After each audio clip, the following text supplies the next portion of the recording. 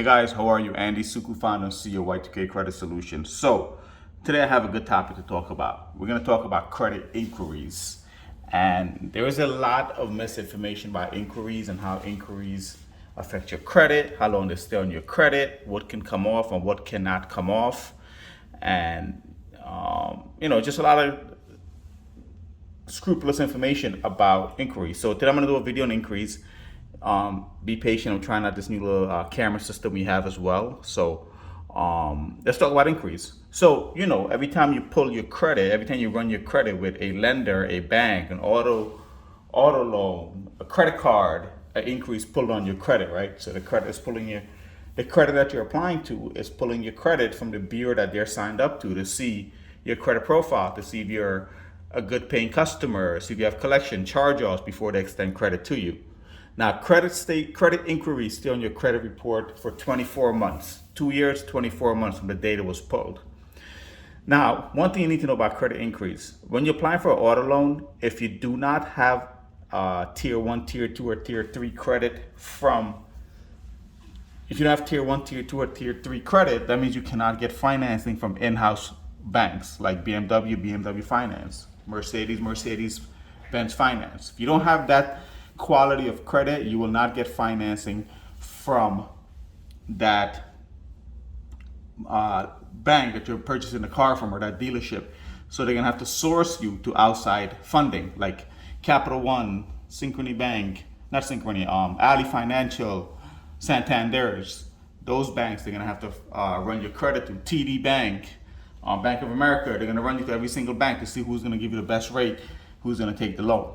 Now, they can run your credit 1 time, 5 times, 10 times, and those inquiries will show up on your credit.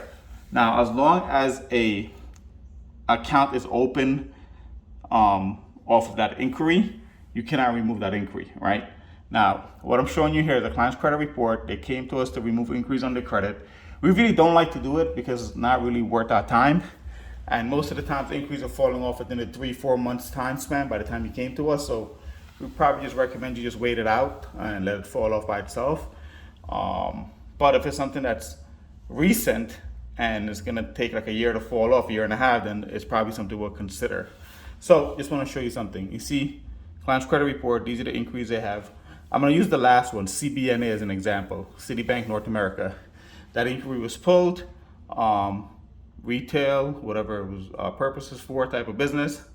The data was pulled as 4/3/2020, right?